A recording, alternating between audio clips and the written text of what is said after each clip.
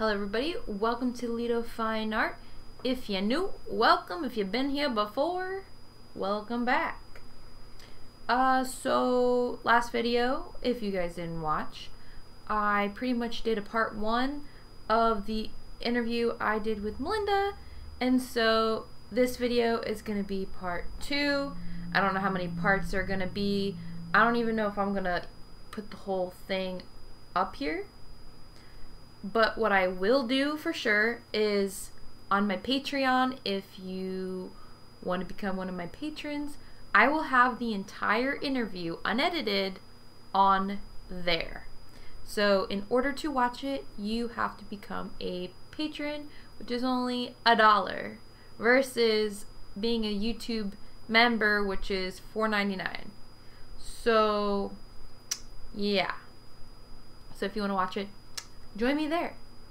So anyway, today's video is going to be part 2, and I probably will not leave off exactly where I did last video, and I might just like skip around because I feel like a lot of you have already seen the original interview on Melinda's channel, and to make this video different, I don't want to put the exact same thing, and like the last video, I am going to be adding in things that I was unable to do during the actual interview, you know, just because I was nervous or couldn't think of a certain thing at that time, but you get the hint. Okay, so yeah, this will be part 2 of that.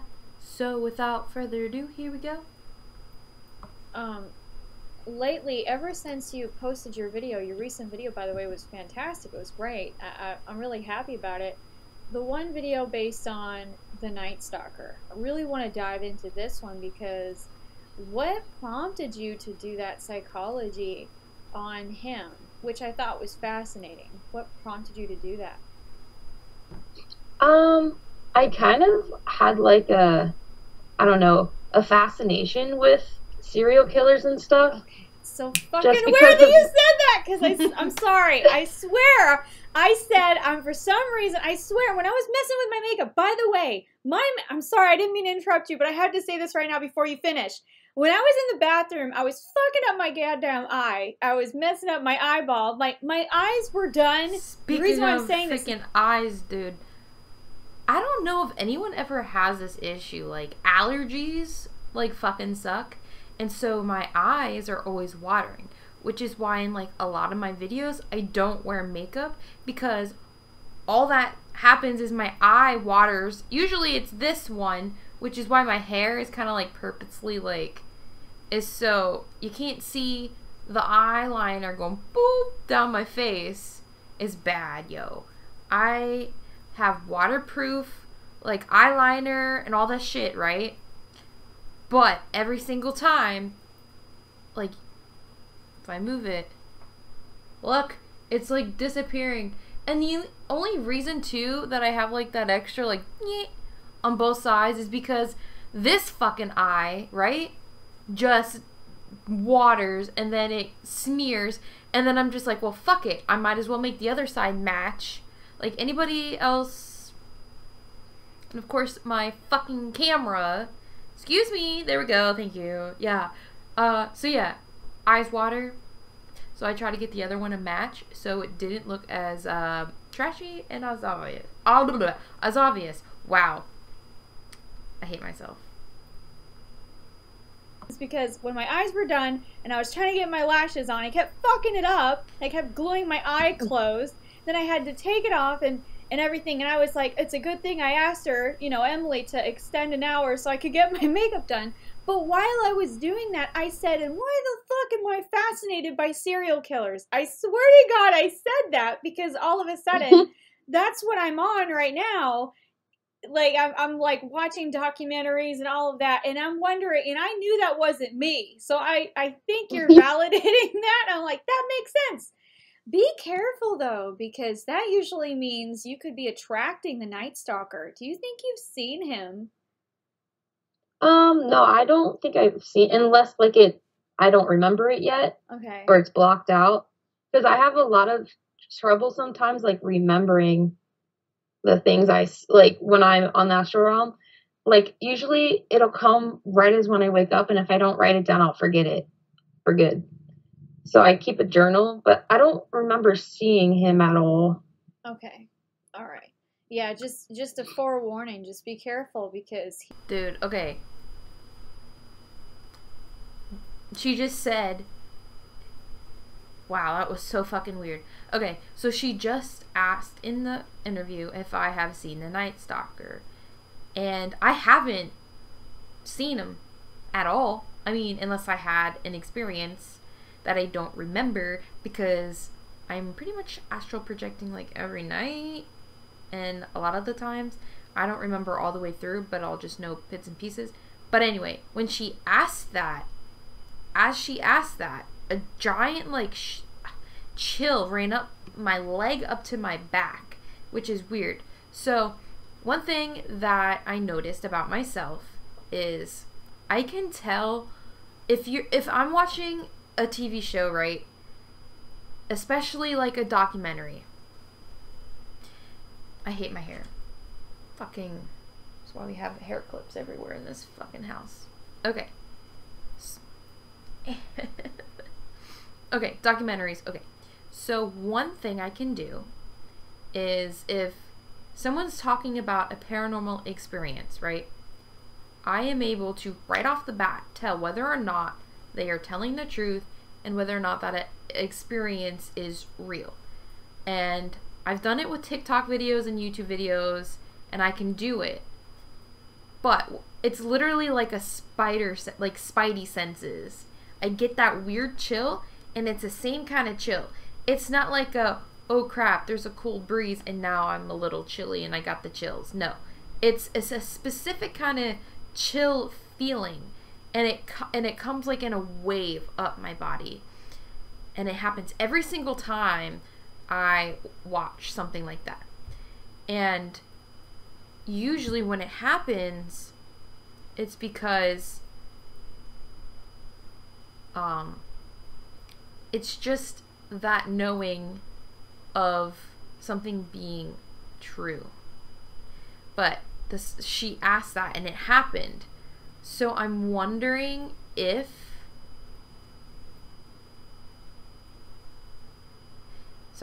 I was trying to figure out if maybe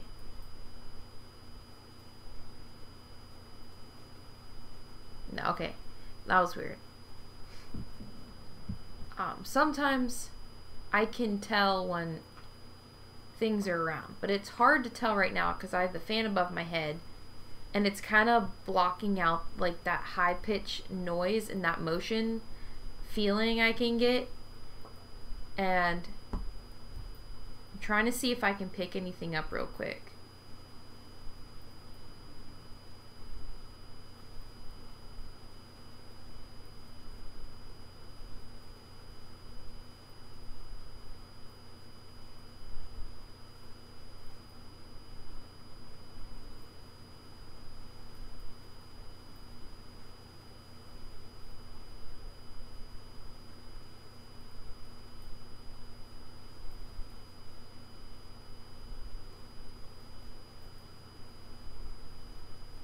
Okay, no.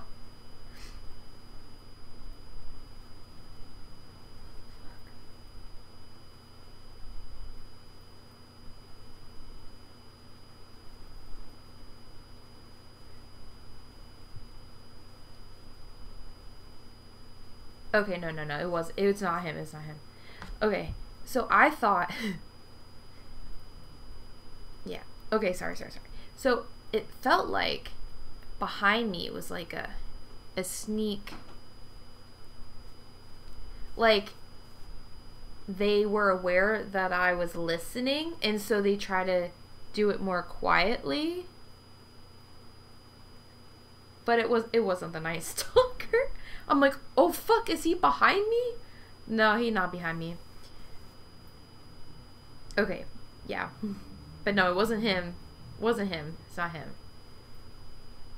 He really does like to creep in windows. I mean, there was a time when I was working on a few things for videos, and my daughter, she came downstairs, and I was just actually, she didn't even know it, and I was watching The Night Stalker on Netflix. I was like, oh, because I was just, thinking about it for some reason, and I happened to see that it was on Netflix. It was new.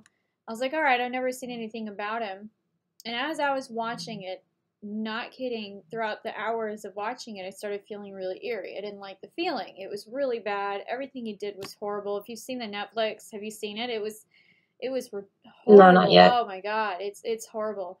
But like when I was watching it, in the middle of it, I took a break, and then all of a sudden my daughter comes downstairs right at the same time I paused it, and I'm going out in the hall because my room's like basically like a hobbit hole. I'm down the ground, and I go and I'm about to go upstairs. My daughter comes downstairs, and she looks scared. She looks worried, and I said, "Are you all right? What's wrong?"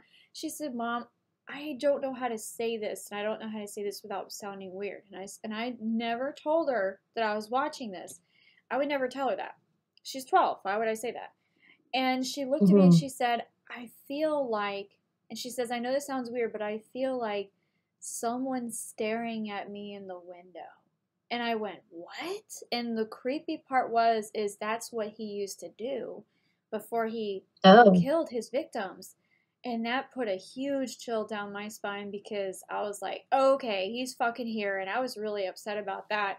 But just, yeah, just be careful. Because he was. It turned out he was here. And that was a whole different bag of beans. I haven't talked about that. I don't like talking about that stuff. But, yeah, just be careful. Have you met any certain spirits like that you happen to come across? Not ones that I specifically know that I can remember.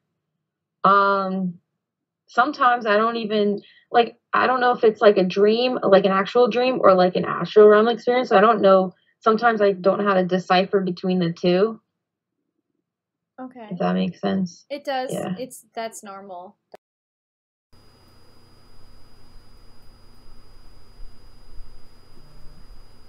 One thing I do want to add though, like, if you're someone who's trying to astral project, right? Or trying to have lucid dreams and stuff.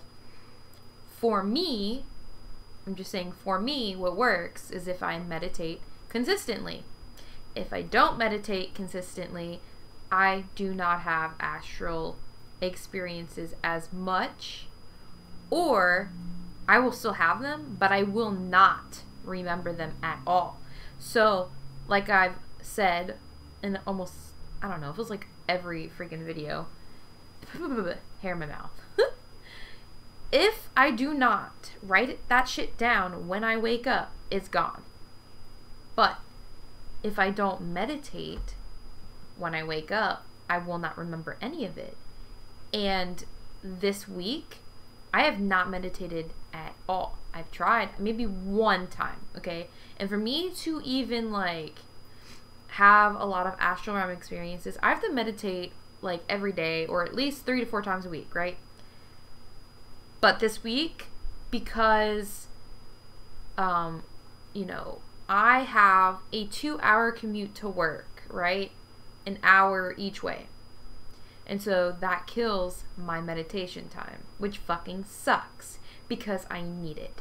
And when I don't meditate, obviously I don't remember all those astral experiences. I will still have them for the most part. I just won't remember them.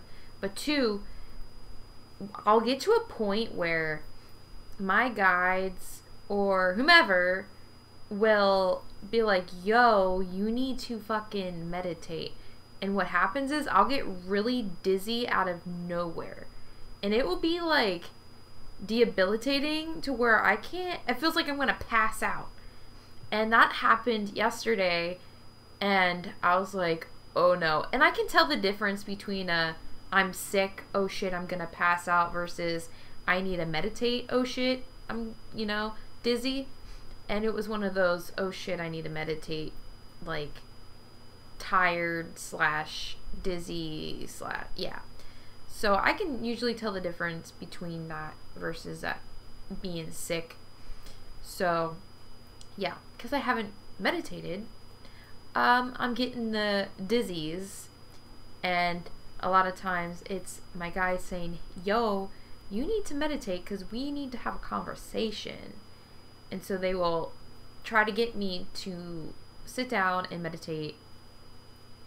But this week it did not happen because my commute kills me, and by the time I get home it's like 6 p.m. and it's like, oh crap, gotta get dinner done. Dinner eating, that takes another 2 hours or so. And then by that time it's like 8 or 9 o'clock and it's fucking bedtime already.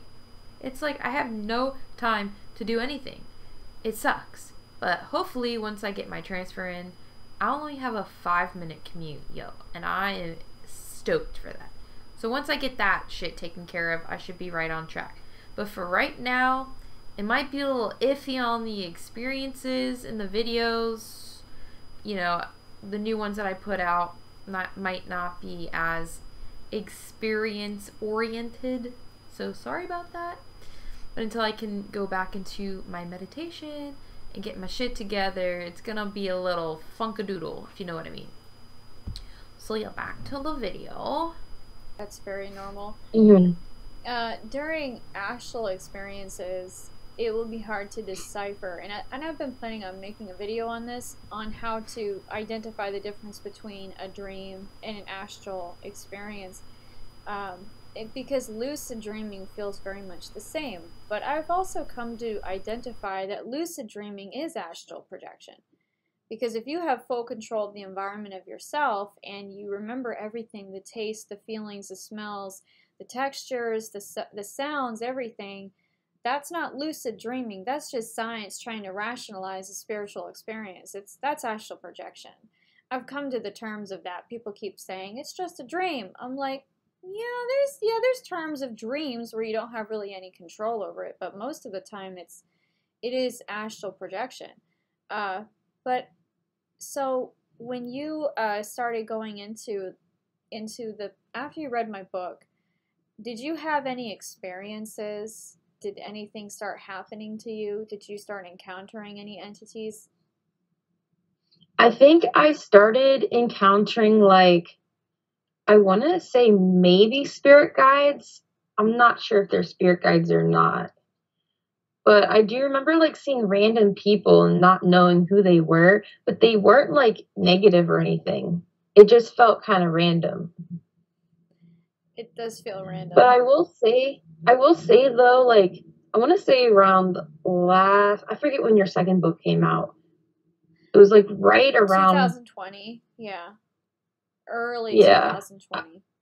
It's weird because I kind of didn't want to bring in, like, politics and stuff. But, like, I was laying on the couch, and that was, like, my bed for a bit. Because for whatever reason, I was scared to sleep in my bed. So I'd sleep on the couch, which was in my room. But I remember seeing, like, George Floyd. It was kind of creepy. But, like, him busting into my room, and then him, like, standing over me, like, over the couch that I was sleeping on. And it scared the shit out of me, not gonna lie. But I remember that. And then I don't know if I had found out, like, before or after that happened, like, what happened with that pregnant lady that I don't know if he broke into her house or not, but threatened her with a gun. But that thought just came to me immediately after that. Wow. But I mean, it's fine if you want to talk about the politics about BLM. It's funny because I actually wanted to ask you about your take on that, if you were comfortable with it. Because I think it matters, essentially based on, you know, human equality is important. Racism is real. It's important. And, you know, even in the other realms, they have opinions on that stuff too. Of course they do. And I've spoken to many of my spirit guides, and we all discussed it. And I don't talk about it often, but I have met Martin Luther King, and he was amazing. He was such a nice person. He's exactly the kind of person you would envision him to be. He's a lot like, almost like a professor. He talks very, very respectable, very wise. I'm not really good at how to explain it. I'm better on paper, but he's really, really a great guy. But one of the things that I do remember specifically was talking to him about BLM. And Martin Luther King, he even talked about the dangers of how these groups can become hostile and toxic and how quickly it evolved that way. And, the whole thing about George Floyd, it was interesting that you bring him up because a lot of people, and I kind of do want to address that since you did bring it up, if you don't mind. A lot of people mentioned about George Floyd and getting upset that I did encounter him too. The thing about dead people, especially when they're freshly departed, is they will end up wanting to encounter the living as often as possible to give them that feeling that they're still physically alive, because they start to feel our livelihood and it kind of helps them to feel like they're still alive. And also, I think I'm not sure, but it's possible that what you experienced was, it's weird that you're saying it because I can see it as if I was in your position, and I can envision that and see it, and it's pretty creepy. But that's one of those things, is like, it's possible that he may have been, I'm not saying it's his soul that was doing that. There's a lot of spirits that will pretend to be somebody else. And yeah, granted, even our dreams can inflict us with all these kinds of weird experiences and from our subconscious and things like that.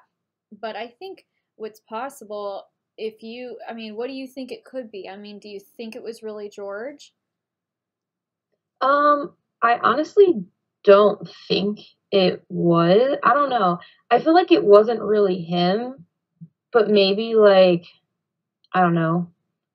I'm not quite sure, to be honest, if it was him or not. I just think it probably wasn't. And maybe, like maybe another entity just trying to scare me. Because I feel like there are some that try to do that a lot. Mm-hmm. Have you been working on your light warriorship, as in, because I remember you've been mentioning about how you've been experimenting with your astral weapons and your ascension. How is that process going for you? What's the experiences you've been having?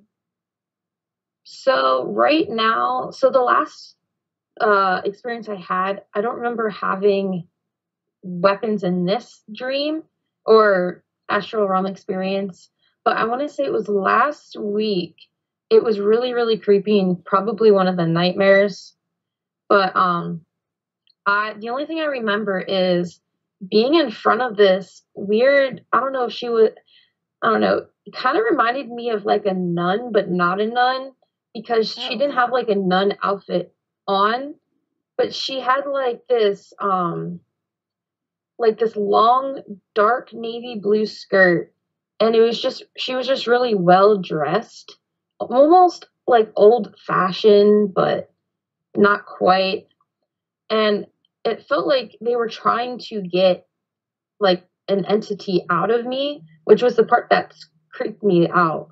So it felt like they were trying to get rid of a demon, but then as she was, I don't know, whatever ritual she was doing to get it out, it looked like it hopped into somebody else. And then I remember, like, we were trying to get it out of that other person, and she looked like she was dressed similar to the older lady that was trying to help me, but she was kind of younger, maybe like in her like late 20s, 30s. And I think they both had like their hair tied up into like a neat bun in the back. But that's the last thing I remember. But I don't remember like it being like, I don't know if it was like a training, or I'm not quite sure what it was. Wow. What other experiences have you had? Because I know that you've been mentioning them recently, these past few weeks. You've been talking about how you've been able to experience your astral battle experiences and training. I really want to hear about that, if you don't mind sharing. So the first time I experienced any kind of like battle, I want to say maybe it was like almost a year ago, I forget. But it kind of felt like almost a video game type thing where it would be like almost like levels, but not quite. And it would, I don't know if you know what LARP is. It's like live action role play. Yeah. Yeah. It kind of felt like that, but more real, where you're actually fighting people and you're not like fake fighting. So that was like the first like experience I had. And I just remember having a plain old sword. And then I remember like the next one with having a weapon, my sword was more like, how do I say it? Like it was actually different and more unique than just a plain old sword. Which if you've seen my videos with my new intro, I have it like it's a scimitar and it's got like those cutouts on the one side.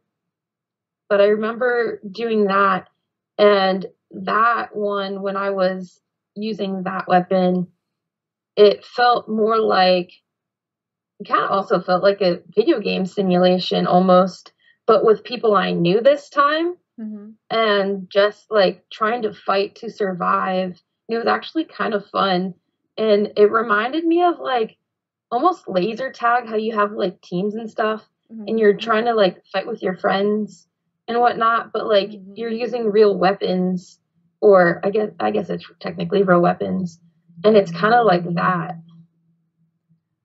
You actually explained it pretty well to how I experience it too. It is very fun, and it is a lot like a laser tag kind of, where you will find yourself in these training simulations. That would probably be the best word to describe it. Where it is a lot like a video game at first, but then it will get darker and darker, and it will be more real, but they'll introduce it in ways that will be less shocking, and so that way you build your confidence, and then they'll slowly bring you to where the real true demonic warfare is, spiritual warfare is. But it's funny how you describe it that way, because when you're working with these guides, you'll have this trust with them, and they'll always have your back. There was this one in particular where I still remember it when I meditate. One of my star seeds, when I was working on training with Ed Warren, there was a situation where we were training. We were in like this, it almost looked like a subway train, and we were only in one cart of the subway train, and they made it narrow on purpose, so that way we had to learn how to manipulate our energy frequency and how to actually shapeshift. And I've learned how to master shapeshifting in these realms, not in real life, I'm not crazy, in the other realms. We have to differentiate that part. But so one thing I forgot to add, and I'm literally editing this video right now, and I just realized something I completely forgot. So Ed Warren, she talks about, meeting up with him and, doing training and stuff with him. So I actually had an experience too with him, and I was on the Astral realm, and it looked like I was underground it was like I was underground, but not underground. It's hard to explain. It kind of felt like I was under a bridge, like on top was a bridge, and then like below it was like closed off a bit. So not like a house or anything. Kind of reminded me of like being inside a mine, but there was a bridge on top, if that makes sense. I don't know. But anyway, in this experience, I remember talking to him about demons and stuff, and he was showing me the ropes on some things and trying to teach me about possession, and that's as far as I can remember of that experience. Of course, this was probably like 3 months ago, maybe around 4, kind of. I mean, I wrote it down, but of course, when I wake up, I am not fully cognizant of what's going on, because when you're sleepy, you wake up, you're very disoriented, and pretty much that's how I was. And so when I wrote down the experience, when I went to go back to read it, there were so many errors, and it was hard to understand what I even wrote in the first place, just because of how, groggy I was. But yeah, I also had an experience with him. I wish I could give more detail about it, but yeah. Like, at the same time, though, like, during that experience, there was something similar for myself, too, which is so fun to hear you talking about it, because it's like, yay, I'm not the only one! But it's like, it's so great because, when you're having these battles, it's such an exhilaration, it's such a high, it's almost even a turn on, because it's so exciting, it's so much fun, and you get so excited about it because of the fact of, that trust with your guides, and being able to have your back with them. Because one in particular, this one moment still, I think about it, where when we were fighting with these demons, there must have been 30 in just this one train, and there was a lot of them. Some of them really, really big, and then there were some that were small, like this big, and then there were some that were humanoid size, like human size. But they all had different shapes, sizes, and techniques and abilities, special powers, things like that. But there was a point where I remember specifically, and the more you get into it, the more you'll have these memories of these, like this one moment like that. But I remember when I was fighting, I remember turning around and doing something else to get one of these other demons, and then there was another demon behind me about to do something to me. And then right by my head, it swooped right hella fast. It was an arrow, and it was my starseed, or it wasn't an arrow, it might have been a spear. I can't remember specifically what he used, but he managed to hit the demon with it right by my head, and it was super fast. But it was like, then you get that eye contact with them, and it's like, you don't have to say anything. You're like, thank you. But it was like this weird, like, cool... It was like, and then they just play it off super cool, but you get like that when you're doing it for so long. You build your confidence, you build your stamina, and you get so used to it. And it's really, really fun. I'm so excited for you. That's so cool. Have you been, how are you doing with your channel, with your new channel? Are you building up new ideas and visions of what you're going to do with it? What are you planning on? Yeah. Like, I will always put down, like, astral realm experiences as I have them, but I also wanted to get in with, like, the criminal profiling of serial killers and how they can relate to Satanists and how, like, they intermingle and whatnot. And I try to always, like, mix in my art with it. Just, I don't know, because I feel like it's different, and art is something I love to do. But for other ideas, I kind of just wing it, to be honest. Because, I don't know, I pretty much just wing it. And whatever experiences I have, I will just share them as they come. I think that's a great idea. Winging it is really good. Just because when you have that sudden feeling and you're like, man, I really want to do this. I really want to talk about this. That's the time when you should do videos. That's always my tip for that, because that means you're ambitious about it. You really are fired up about it. But at the same time, for me, I've learned personally, like, if I'm really pissed off, it's probably not a good time to do video, because I'll just start screaming in the screen. It's the fire sign. When have you been how do I ask this question? Okay, so the next question I have is, when you're in these astral experiences, what are the feelings and the sensations that you have when you're in these experiences psychically? Do you have any? Yeah, so like what you said about the training kind of getting darker and darker, I did notice that too. And I do remember, like, this one, I think it was maybe a few months ago, where it was like at work and it was much darker, but for some reason I didn't feel like I was scared looking at the creepy, like, demon faces and stuff, but then I, like, was able to remember, like, wait a second, I got this. And I feel like that was kind of a controlled, like, training situation too. But I noticed that when I am having those experiences, that I can kind of pick up quite like quickly whether or not like it's like dark, like evil or not evil, or like if whatever I'm encountering is, you know, good and whatnot or not good. I notice I can pick that up pretty quick. But I notice sometimes too, like when I'm going through it, that my mind and my body are not like in sync. So I'll be thinking one thing like, don't do this, don't do this. But like my body ends up doing it anyway. And that's probably one of the most frustrating things too, is like being aware, but not fully having the control to do what I want to do. Okay. That's interesting that you brought that up, because I've been having dreams these past 2 nights where stuff was going on and I was like, I don't want this to happen. I don't want to do this. I don't want to be a part of this. And it was still going on and I had no control. And that's not my typical behavior in dreams. I usually have full control.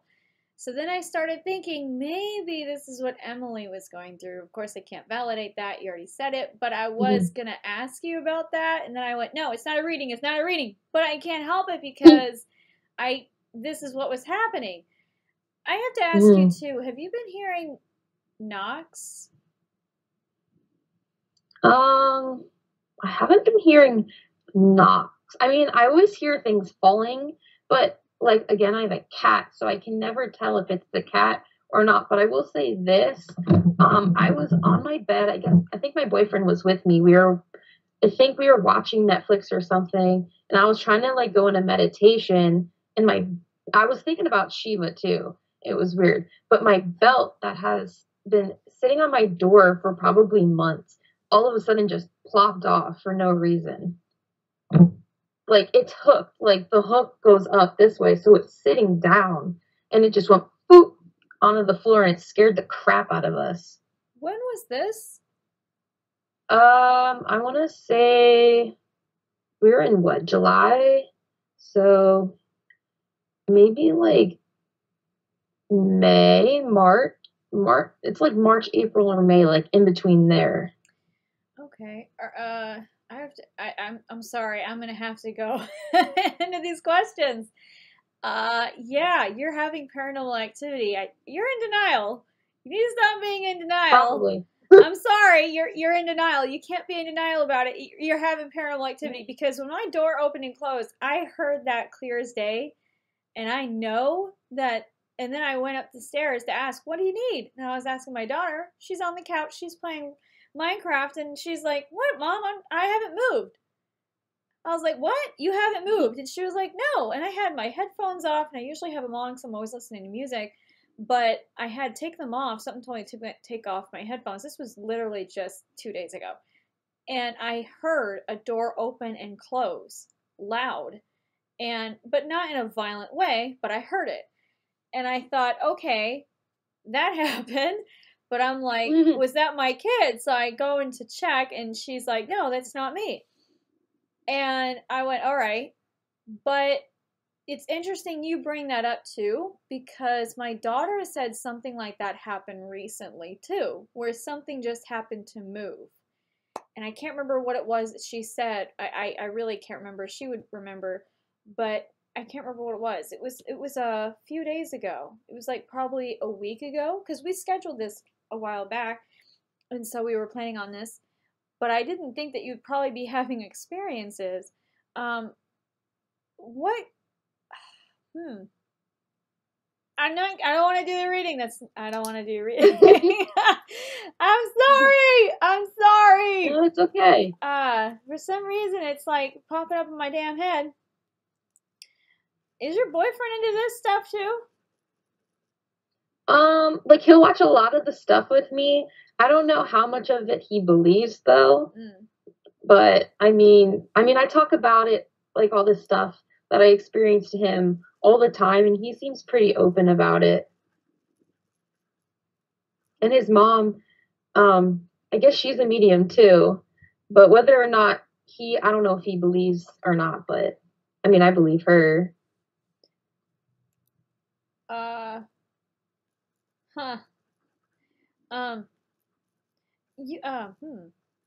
Okay, I'm not doing a reading. I mean, I can if you want me to. But I haven't really. Hey, whatever you feel comfortable with, I'm open to doing anything. Oh, well, that's the thing, though. I don't really want to do a reading. I wanted to interview you. I really want to hear about your stories, Okay. your experiences. But I can't help it, though. It's like coming up over and over and over, and it's kind of irritating me. Because, like, I'll say this, too. It's almost like I was having a string of weird experiences, bad experiences. The other thing, too, is every time when I lay down to sleep, I feel like there's someone laying with me. And it's very, very strong. But that's the thing is typically I do have a spirit here, like one of my guys, other friends, spirits that are there. And yeah, I'm not going to lie, Elvis has been around a lot. It's been actually kind of annoying at this point just because I love the guy, but it's hard to believe sometimes it is really Elvis anymore just because he's around so much. I'm like, you have an afterlife. You should go to your afterlife. But it was still interesting though because it didn't feel like it was him because because I've been waking up with bruises on my legs too. Have you been having that? Oh no. No. Okay. So, because I don't even have a client scheduled, so I don't know where it's coming from. I mean, we just moved some furniture the other day, so it might be from that. So I was like, oh, I'm not going to count that. I don't think that's anything, but I still wanted to just be sure. But I know, like, I was gonna say at work, I'm always hurting myself, but it's not paranormal related. I'm literally just bumping into equipment, so I do have bruises all over the place. So that's interesting. That helps. I don't know why I can't. Weird. Anyway, I think it's great that you want to do the whole serial killer analysis on the psychology and the Satanism because I was actually thinking about that too. Because October is coming up, and I think it'll be fun to dive into that. And more channels that do it, regardless of how many channels that do it, it's important because people are not. I'm going to say this. I really think we're into the second phase of satanic panic because we've been having more satanic killings coming up than ever before. Have you been noticing that? I've been obsessed looking into that online. It's pretty startling. yeah, so it's funny you said that because Sandy literally messaged me today talking about how like in his country that I guess I don't know if 3 people did the act of like murder in Satan's name or if there were 3 victims, but he was messaging me today on Instagram about it. And yeah, I mean, I'm noticing too with the serial killers that, like, when I get interested in them, so like the first one I wanted to do was David Berkowitz, the son of Sam. I love your mug. I love it. I'm like, it just merch info. Yeah. Yes. So like the son of Sam one, I was gonna do him first. Son of Sam. I just met him. It's so weird that you brought that up.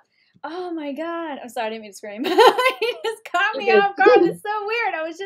I just met him and he's really creepy. He's not he's a lost soul. He's a lost soul. So I got the book on Audible, the Son of Sam one. I think it's by like Terry Murray I think that's his name. I've been listening to it, but I had to stop because I needed to take notes and I was driving. But he was actually the one I was going to do first. And then they're talking about like them sacrificing like German shepherds and stuff. And I'm just like, okay, yeah, he's into it. And that was actually what got me into thinking like the parallels of Satanism and serial killers. And I think there's a lot more into Satanism that most people know about. Yeah, I mean, this is like one of those, I couldn't agree with you more. I've actually been obsessed with Satanism lately, and it's mostly because I want to look more into the signs and the warning signals, things like that, because I've been planning on actually eventually writing a book about it. Because, and this is like something from a psychological standpoint, not as a professor or anything like that, I would never say that, but like more of analyzing it as a regular human being who witnesses these correlations that are painfully obvious that the public refuses to acknowledge. And that was the thing too, is it's interesting that you brought up about Sandy. I was actually going to check up on him again today, but he's such a nice person. He's such a great person, and I'm so glad that he's been doing well. But you know, it's interesting that he was open about that with you. I'm glad he was, because he was so fearful in the past about people outing him or getting caught. But he's being more brave. He's even thinking about, I don't want to say any more about his plans, but I'm really, really happy for him.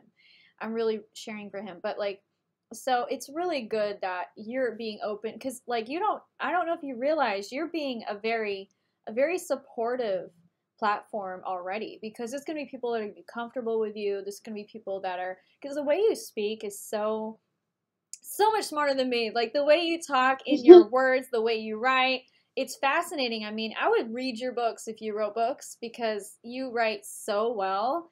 And I think that you would be really, really good at highlighting those things on a psychology standpoint, because don't you said that you have degrees? You went to school.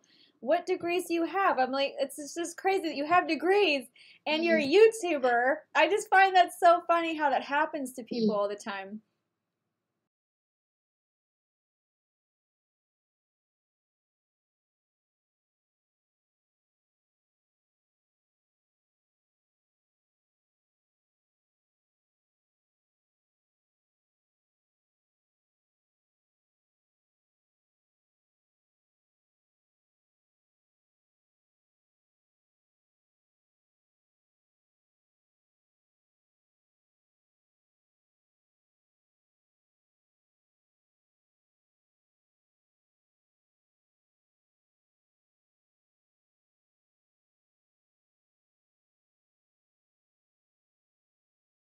A lot of what I learned in all my courses was why people did the things they did.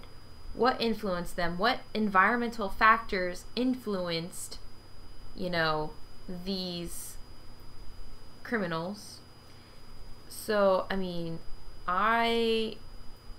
it's just like ingrained into me to do. Now, on the Night Stalker video, I did have a little help for that video, because it was like my first video, and it's been a while since I did like that kind of thing. And so I had to go back and look at like notes and stuff to make sure like what I was, you know, coming up with was right. And so I did put a source down on what I used, and so I can't take full credit for it. But so a lot of the coursework that I did was literally why people did the things they did. And so the reason I had to take psychology was because you can't just look at one factor when trying to profile a person, because everything in their life is a contributor to why they do the things they do. So if you have mental illness, if you have past history of, you know, sexual abuse, bullying, like if you've been bullied and all that shit, you gotta look into. So yeah, but also when I get back into the serial killers, the Satanist serial killers, I will try to do a better job at both the criminal part, right, and then the Satanist part. And I also want to point this out because in the interview she asks me about like I guess the like what makes someone a serial killer, and like I guess I don't know if she was trying to combine the Satanist thing, like what are the commonalities between them. And I want to point out, because I'm sure it pissed off a lot of people, especially those in the Satanist community. Wow. I cannot talk ever. I am always struggling, okay? But yeah, in the Satanist community, those guys girls, theys, I don't know, I'm sure pissed them off because of how I worded it. I didn't try to say that all Satanists are serial killers or evil or anything, okay? That was not my intention. I know no one pointed it out yet, but I'm sure it's coming. But I'm not trying to say that all Satanists are serial killers and are evil and do nasty, evil things, okay? It was not my intention. Well, so my degree is actually sociology of social deviance, which is kind of like criminology but less law. Okay. And then I have a minor in psychology. Wow. So this is where I'm going to play an idiot because I don't know anything. What's the difference between sociology and psychology? I don't know that. So psychology has to deal more with like the mind, and then the sociology part is more about like people and like their environment influencing like what they do.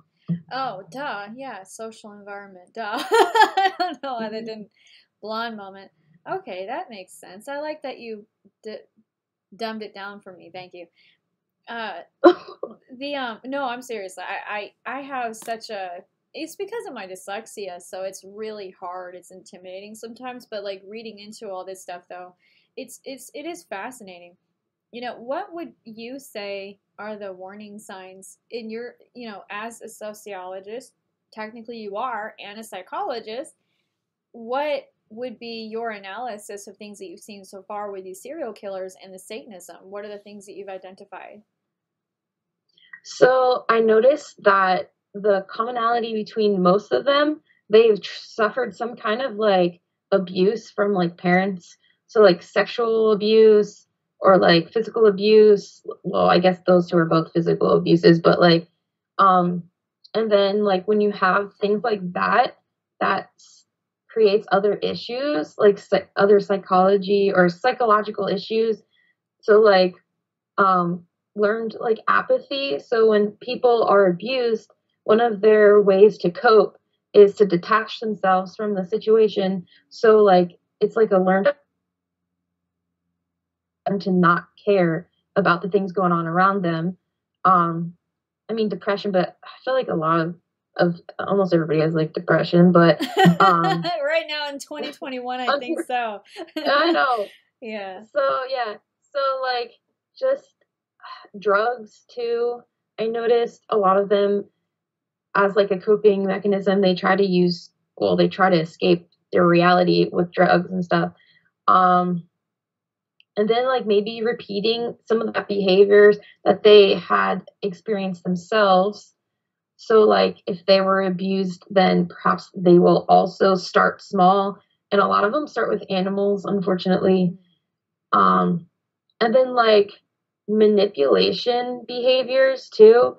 And I actually just got, oh, it's over there, but I actually got this manipulation book. It's like a dark psychology manipulation. I haven't read it yet, but I want to start it. But the way they manipulate people and how to get what they want too, I noticed a lot of them. And I always make the joke that a lot of them are like pillars of the community, and people they can trick people into thinking that they're good people by doing all these things, or like being a smooth talker. Like it's just so easy, and lying, a lot of lying. But I guess that goes in with like manipulation too. But yeah, those are like the almost like the basic like entry level stuff I had noticed. That's fascinating. I couldn't agree more on a lot of that too, because I've noticed those things too. And, listening to what your take is on it, I'm like, okay, I'm on the right track because I was noticing all those things too. And what motivated me getting into it was, listening to these Satanists that send me this hate, and they still make fake accounts to send me more hate. And even just recently, I actually checked my emails, and Coriander Yander, she had actually sent me an email as a demon worshiper. I call her a worshiper as far as I'm concerned because she worships King Payman. But I wish her love. I always will. And she ended up sending me a curse to me and my daughter. So we had to break that curse right away. And it's kind of funny because the reason why I'm bringing that up is because that's what really started me diving into this. Was like I started realizing that they were getting upset and defensive over their belief system, when in actuality, that's the way they're reacting is exactly what their religion teaches them. And Scientology is similar in that regard too, which I found was quite sinister because, and I don't know a whole lot about Scientology, but I've seen plenty of documentaries on it. But Satanism obviously isn't Scientology, but like Satanism has similar attributes, but Satanism in itself teaches people that ego and self-entitlement are the first things. Number one, you should always take in your, your lust, what your desires are, your animalisticness, and take that for what it is, and no apologies whatsoever. And there's a lot of false entitlement in there, but when I started having these situations with Coriander Yander, it started really. That's what really woke my mind up to the harsh reality of how dangerous these individuals can really be. And of course, I always knew that. I wasn't ever underestimating that. But to have a blindfold, like a literally blinding, I did not expect that it just happened one day, having that attack, it really made me go, holy shit. Yeah, this was not a game. And I think what needs to be talked about more, which is why I'm so excited that you've been deciding to do that, is because we need to educate the public on the real dangers of these entities and how these entities, whether your third eye is open or not, because of humans sending them on us like they're friggin' pets, like they're dogs, sicking them on us like orders. That's one of those things that we have to really bring awareness to humanity. We really need to bring awareness to that. I mean, of course, that's your obviously that's my personal decision, but like I'm just really relieved to see that you're interested in doing that too, because just be prepared. You're going to get a lot of heat. You're going to get a lot of recklessness, a lot of you're going to be targeted. But if you ever need help on, like, protecting yourself, so I wanted to bring something up because, like, the whole Coriander thing, which I don't even know why her name is that, because that's like off a really good character after Teen Titans. Oh, really? But I didn't know that. She said it's a stage name. It's not even her real name. So. Yeah, no, that's a character from Titans. It's a good show. But I didn't know that. That's funny. Anyway, but so I had made a TikTok account, and I actually was going through and I saw someone doing the whole Satanism and we're only in it for the philosophy. So I made a comment or a video in response, which was a bad idea. And of course, that's when I started having all these issues with breathing. And then I had a nasty attack too that night. Ooh. And I noticed in general, TikTok, the people on there are very volatile. Mm-hmm. And especially, I don't want to say all Satanists, but the way you explain, how they react, and it's kind of like a revenge situation, that's literally what happened to me. And it happened that night, that second I made that video in response to that person's I thought it was stupid video. What was, oh man, and that's, what happened with that attack? Well, I love the braid on your hair, by the way. It's you. I love your hair. It's so pretty. Thanks. I miss my pink. I'm so mad I lost my pink. I love your blue. And I was like, shit, sorry, I'm swearing a lot. When you gave me those tips on how to keep my pink, and other people were giving me tips on how to keep my pink, and I was like, I wish you guys told me that a day ago, because I already colored my hair. I was like, no, I didn't know that. But, oh well. But what happened with that attack? What did you experience with that attack? It was so long ago, of course, so I don't remember all of it, but I have it in my journal. but I don't remember where my Okay, so of course I didn't fucking remember when she asked me. So that TikTok video that I reacted to, and then she reacted back, and then I got attacked. So during that attack, which is interesting because it also was turned into a training session by my guides. So my guides were able to manipulate it for me in order to turn it into a learning experience. And it was like a fucking breakthrough. So to the Satanists who thought it would be fun, fuck you. You failed. So yeah, so what happened was I was at work on the Astral realm, and so I was surrounded by 3 demons. It was either one demon that projected itself, kind of like a clone situation, and put 2 of the same looking demon next to her, him, it, I don't fucking know what it was. And it had a fucked up looking face, and it almost reminded me, not identically, but similarly to the Exorcist girl from the original movie and how her face looked. But it was just like a different person's face, but like that kind of fucked up look to it.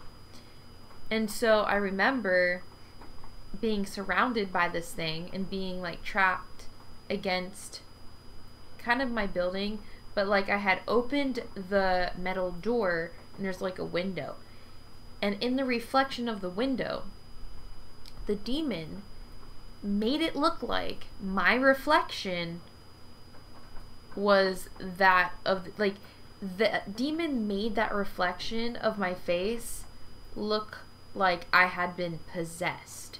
And that freaked me the fuck out, because I was like, holy shit, it looks like I'm possessed. Am I possessed? But then I realized, wait the fuck a second, I am clearly thinking logically, and I have control over my, body. And so I was like, nah, motherfucker, I am not being possessed. They're trying to get me to think I'm possessed so they can possess me, because I've noticed in my experiences that they do a lot of they try to get it to look like you're possessed to freak you out even more. But I think it's also because if you wholeheartedly believe that you're possessed, then I think it's easier for them to possess you. Because if you think you're already possessed, that kind of like gives them the opening to then actually possess you. That's what I'm gathering. Am I right? But that is what I'm guessing from that experience, or the other experiences that I had gotten. Come on. There we go. So yeah, that's just what I infer about that. So yeah, thing made me look like I'm possessed, and I was like, nice try, but that's not, that, you're not. Okay. And so, yeah, I realized that. And then I'm like, wait the fuck a second. I can fight. Like, I'm in the astral realm. Like, I got this? Like, and then I remember being told, like, dude, you have white light. Like, use that. Try that. And I was like, oh, yeah. And then I had, like, this, if you know what Avatar The Last Airbender is, I had, the Avatar state situation going on, and I was able to pull that white light from within and harness it through my entire body and pretty much get myself out of that entire experience. And what I did was I pulled it through my body and I released it, and it kind of created like a barrier, but it also, that white light disintegrated all that darkness. And I was like, yo, lit, I can literally just get myself out of some of these situations. And I learned how to do it. And that's all I did. So there's that. So long story short, everybody, you guys have the white light within inside you. Use that as a barrier or an attack, like, you can manipulate that golden white light into anything. You can use it as a weapon. And that's what I did. So if you take anything from this video, you can literally fight with your white light. You don't need a fucking weapon. Like, you don't need an angel to give you a weapon to defend yourself. You can do it without it. You can use your white light as a weapon, like a sword. You can manipulate it into whatever you want and protect yourself and other people. So just know that. Holy shit, we're already in 48 minutes. You know what? I'm gonna stop it here, cause this shit's long. And I'm sure, you know, when you get this far in the video, it'll be chopped down, so it won't be 48 minutes. So yeah, thank you guys for watching. I don't know if I'm gonna do a part 3. I mean, probably will if we're being honest. So yeah, thank you guys for watching. If you are, you know, coming back and watching my videos and you're not subscribed, please subscribe. And then you'll be notified every time I release a video. I do my best to release a minimum of 1 video a week. I am trying to get 2, but until I can transfer and get my shit together, it might be a bit. So yeah, thank you guys for watching, and if you have any questions, thoughts, concerns, experiences you want to share, go for it in the comment section, because I will respond and reply to pretty much everybody. Also, if you do not feel comfortable, you know, going through your experience and you just need someone to talk to, message me on Instagram. It is the same, you know, username as my YouTube channel. So yes, follow me and message me on Instagram. I will do my best to get back to you ASAP and see what you have to say. And also, I am trying to build a community on Patreon, and on there I will have, you know, a bunch of different perks for each tier, like merch, I don't know, gift boxes, video credits, whatever. You just go there, look, see whatever fits. I'm also starting a service, okay, and it's very limited to the amount of people that can, you know, join this on my Patreon. It's a tier, and it's gonna be like a paranormal counseling, but not counseling, because I don't have a counseling license, if you know what I mean. But it's pretty much, if you're going through a rough time during a haunting and you just need support, I'm there. And so, you know, sometimes when you go through paranormal experiences, you can't just tell a therapist. I mean, you can try, but I don't know how accepting they are of that, because they have the scientific method ingrained in their brain, and so they're gonna think slightly differently. But that is not to say to not seek help from a psychiatrist or a psychologist. Don't ever use my videos as a replacement, or I don't know, yeah. Don't use my videos as a replacement for a doctor or mental health professional. You know, always talk to your doctor and whatnot. These are just my experiences, and whether or not you identify with them is up to you. So yeah, just want to throw that out there. But yeah, thank you guys for watching, and hope to see you guys soon.